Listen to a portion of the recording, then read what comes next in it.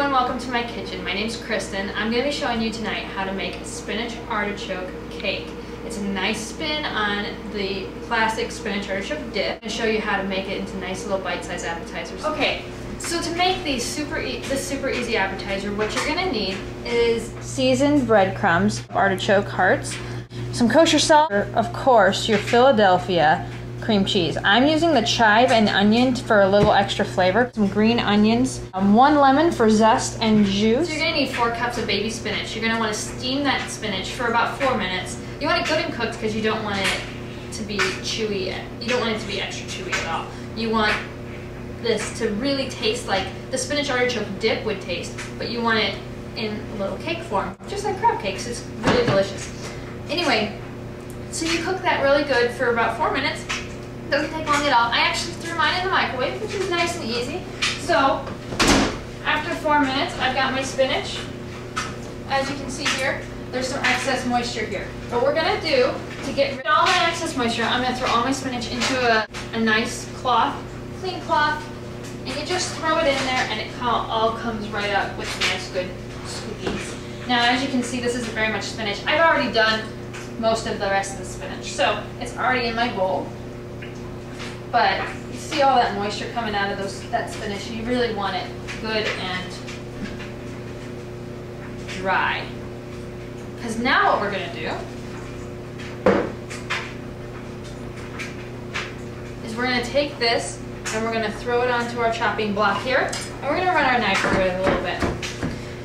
The reason I do this is because you don't want someone taking a bite of this appetizer and having like a string hanging from their hand. You really want to make sure the spinach is nice and bite-sized.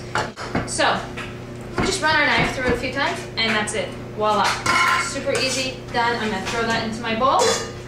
Clean off my knife. You guys tried to run away here. Then I'm going to throw in my artichokes. Now the thing about garlic is that it's super strong, but super yummy. I tend to overdo my garlic, so I am going to tell you all, just put 1 clove of garlic in.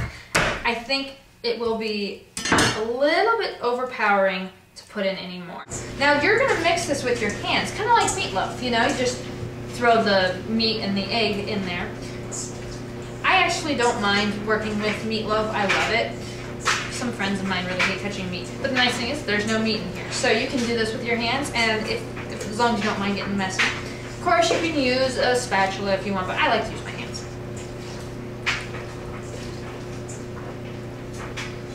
Now the artichoke hearts may have some big chunks. You want to make sure that those are all kind of crumbled up in your hands.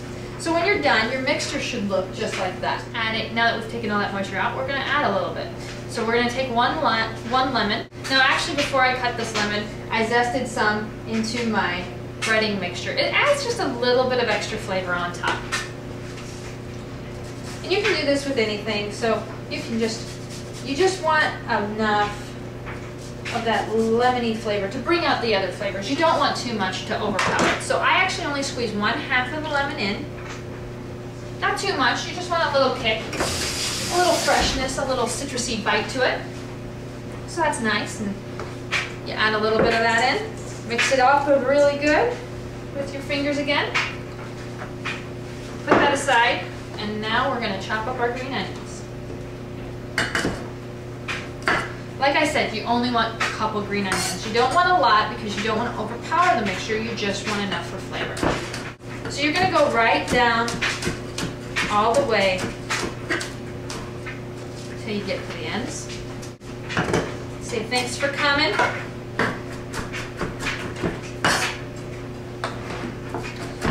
And you want these really fine. Spinach artichoke is just such a classic flavor. You don't want to mess that up. So you just want enough to flavor it. So I'm going to throw all this in my mixture. Okay, so now once we've got all our lovely green onions in there, it's time for our Philly.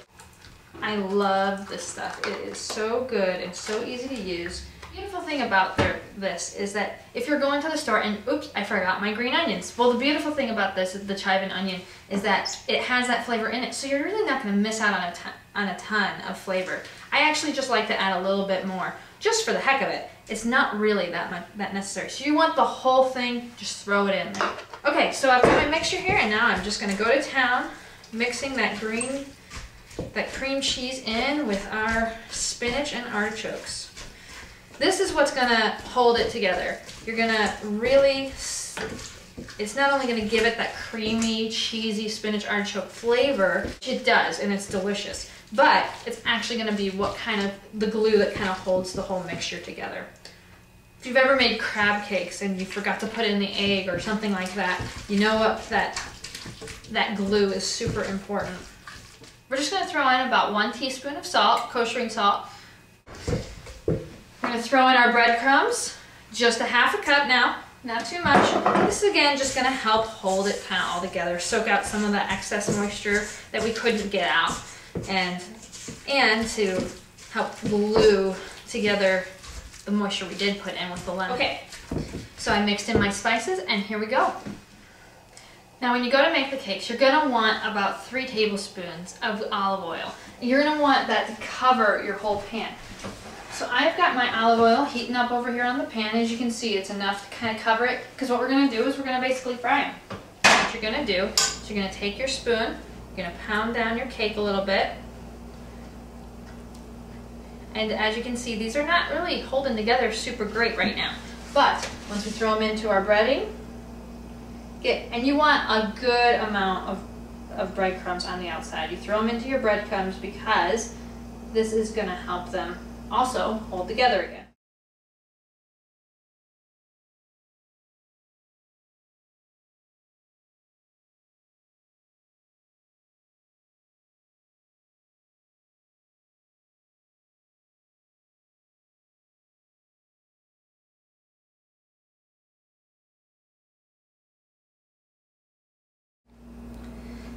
So make all of them about the same size, and then we're going to take them over to our hot grease and we're going to throw them in.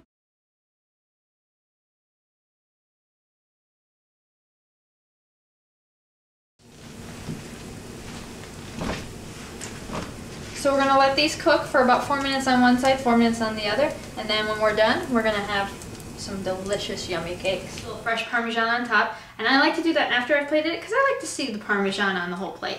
So that's really yummy. And this looks delicious. I'm gonna go in for a bite. I hope you guys enjoyed my recipe, and I hope you'll come back for more.